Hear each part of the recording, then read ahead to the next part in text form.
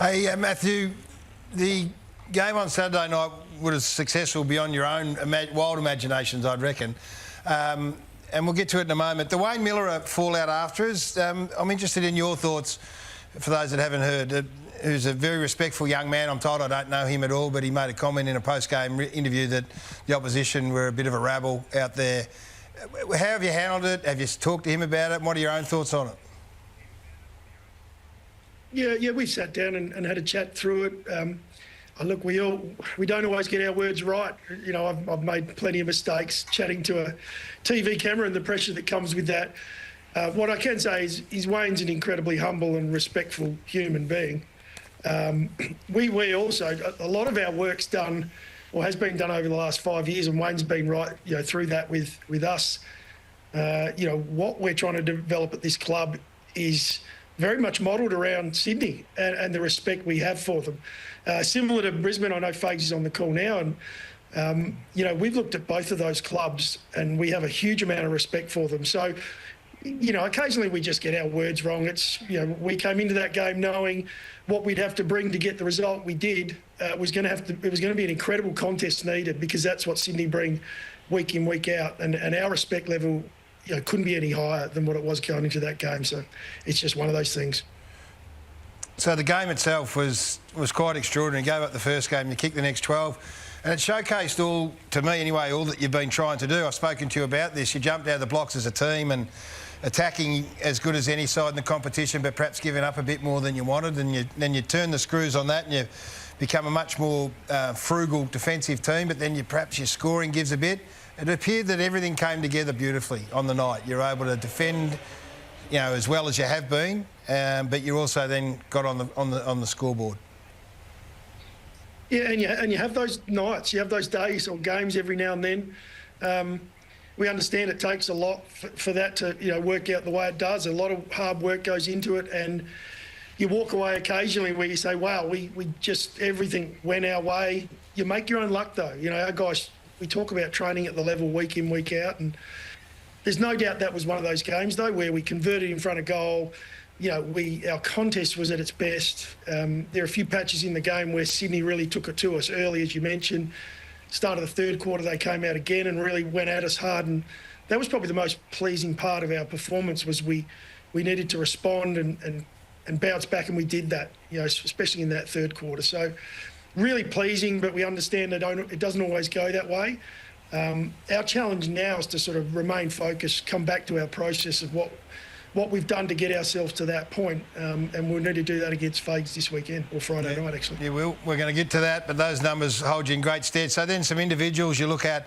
Your faith in Josh Rachele's been well established.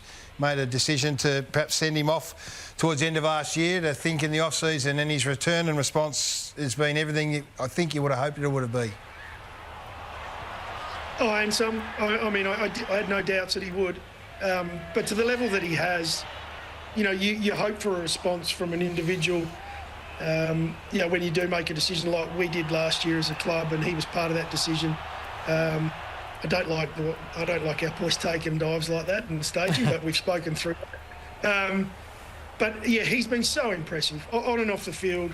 He's taken his game to another level. He understands how important his teammates are, and so that's making him an even better teammate. And so really impressed with the way he held himself through the off-season, the hard work he put in, and he's getting reward for that now, as we are as a team. Just the thoroughness there, Matthew. So the staging moment, that's something that you don't like, and do you do that with your leaders? Do you do that yourself, or what's that look like? No, we talk about that as a whole group, and there's a fine line with that. We like to stick up for our mates, and we stick up for ourselves as individuals on the ground. So by no means are we going to back down from, I guess, any team coming at us. But there's a line. There's a really fine line with it. Josh got a free kick on that one, and there was definitely, pushing the chest. But we've talked about, what levels we want to be in, what sort of team we want to be, areas that we value going forward. So we'll just keep working our way through those small things, and no one's perfect, guys. So we're going to keep working at that. I love the way Gaz talks about your collective, Matty. He's got the boppers and the brats, who are self-evident, and then the babysitters, which are Alex Neil-Bullen and Ben Keys. Just how settling are those two in the dynamic of what you've got going on? Gee whiz, I'd probably move a couple of those if you guys knew them as well as I did. I mean, Ben Keys, actually, Fags probably knows Ben Keys. He's, he would have found himself in the brats at some point, as we all did. Journey. So I think you're constantly moving in and out of those areas, and when you've got brats down there, Josh Rachele's actually one of our best leaders. When we sit down as a group, or what we expect on field, I know we're just talking through him. Taylor Walker, goodness me, speaking of brats in their time, Tex has his moment.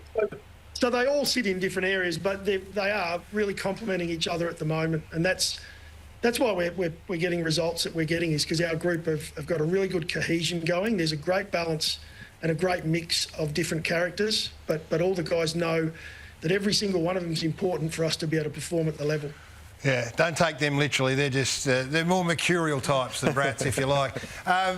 Fags, we spoke prior to the Hawthorn game, and you sort of acknowledged that you're going okay, but you're not at your best. And I don't reckon too much would have changed, after the Essendon game. How are you feeling about it?